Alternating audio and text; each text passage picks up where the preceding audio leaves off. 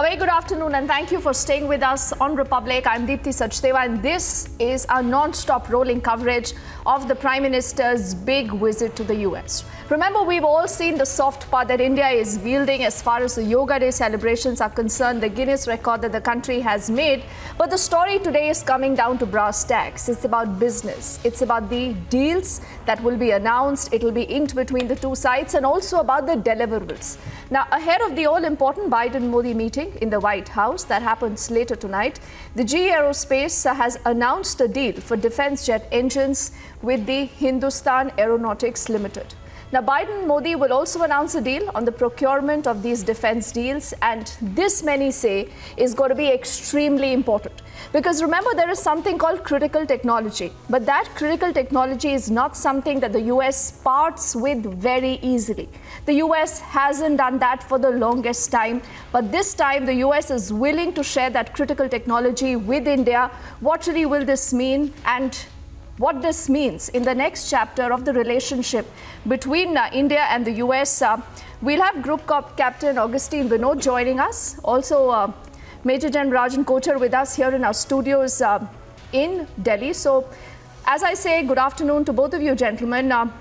First to you, sir. Why do you believe this is so important, and the timing of this entire defense deal that possibly is going to be announced and inked a little later?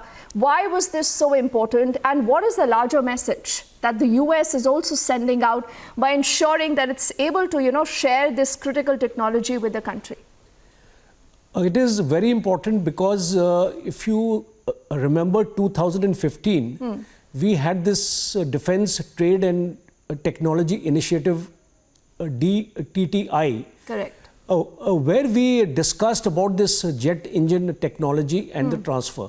And it didn't happen because, as you rightly said, the US was reluctant to share this technology with any of the countries except its allies.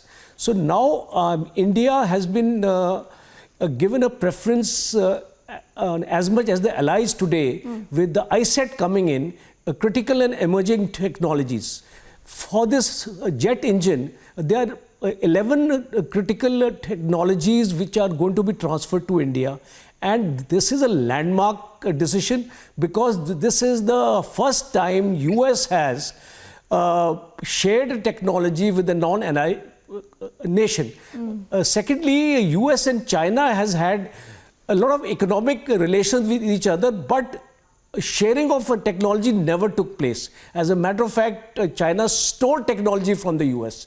So this is the first time, and what we are going to see is our own Indian Air Force, which is short of 11 squadrons, will get the impetus in a faster time frame. We'll be able to manufacture these aircrafts in the country and will be able to make up this deficiency of our squadrons. It is going to give a great impetus. And why the United States also is interested is because United States also gets a very big market, which is India. And it is able to generate a large amount of revenue for its own budget, because we know that the United States is going towards a recession. So it is a win-win situation for both the countries, both for the United States as well as India. Okay, and interesting because you did, sir, also make a mention of China. And I was just recalling what China said day before yesterday, even before the Prime Minister had touched down in New York.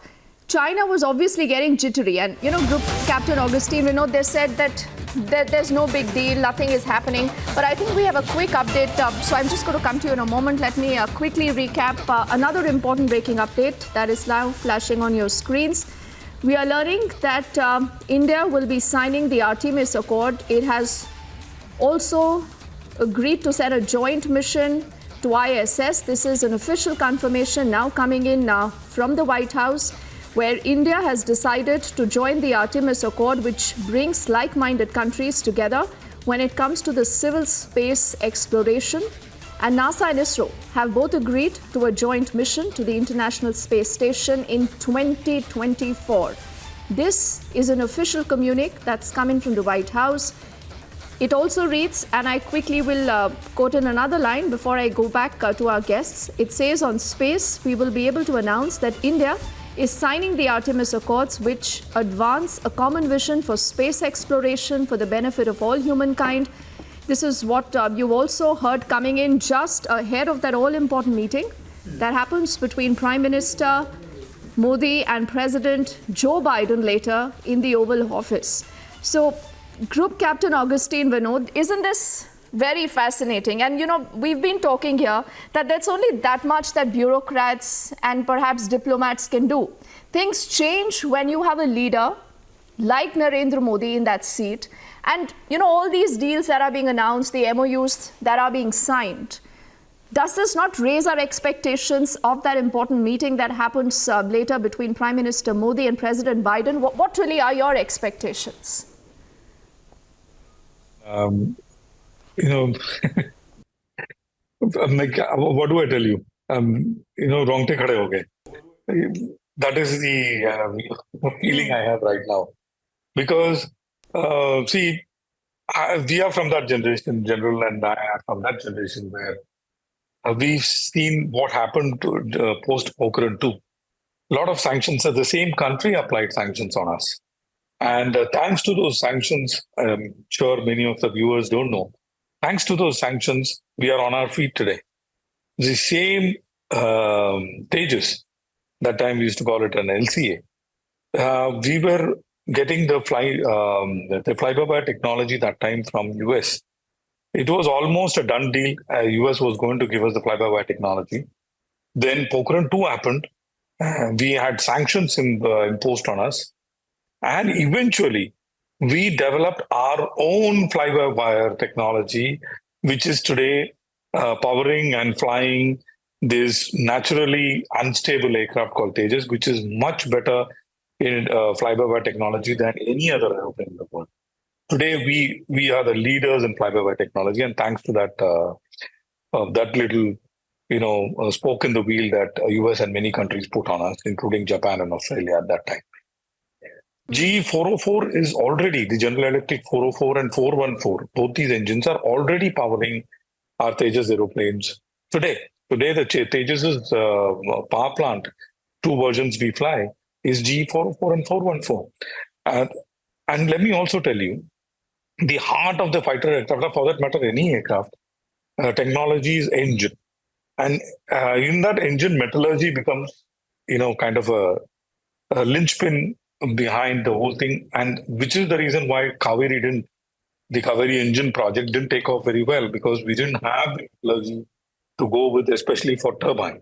Because turbine works at very high temperature, and it is an extremely complex engineering involved in making every single turbine blades, and that is where probably Kaveri engine didn't take off. Even GE didn't, or Russians for that matter, stole their metallurgy at that time, late 40s and early 50s, from Rolls-Royce. And there is a beautiful story that goes along, the Rolls-Royce chairman and one of the Russian generals were playing a snooker match, and the Russian general said, "If you lose, I'll come and visit your factory." Then he lost, the Russian general lost, and Rolls-Royce chairman took him to the factory.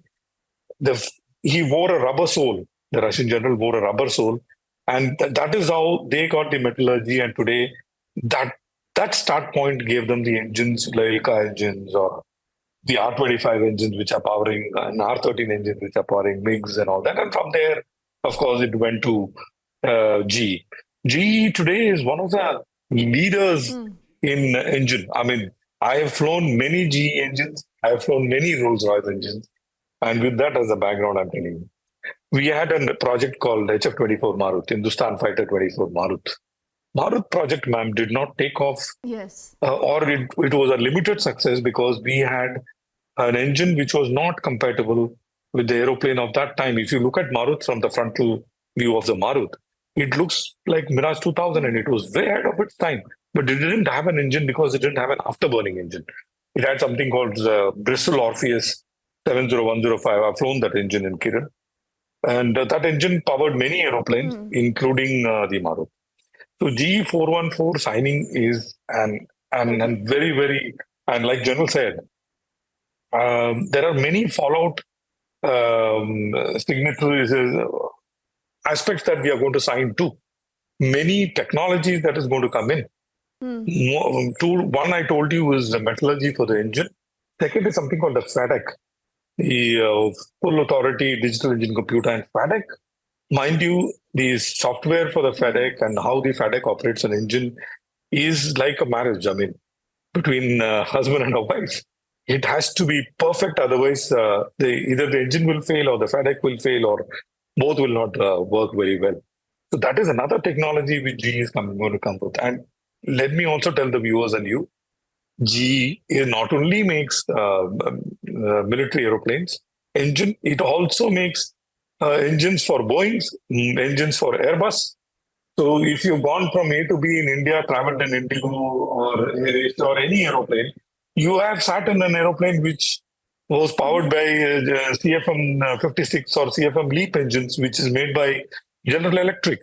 So General Electric also powers, not many of us know, also powers the latest induction that Indian Air Force has, and Indian Army is soon to get, which is your Apache helicopter. The Apache helicopter engines are GE-made engines, which is T901 and T700.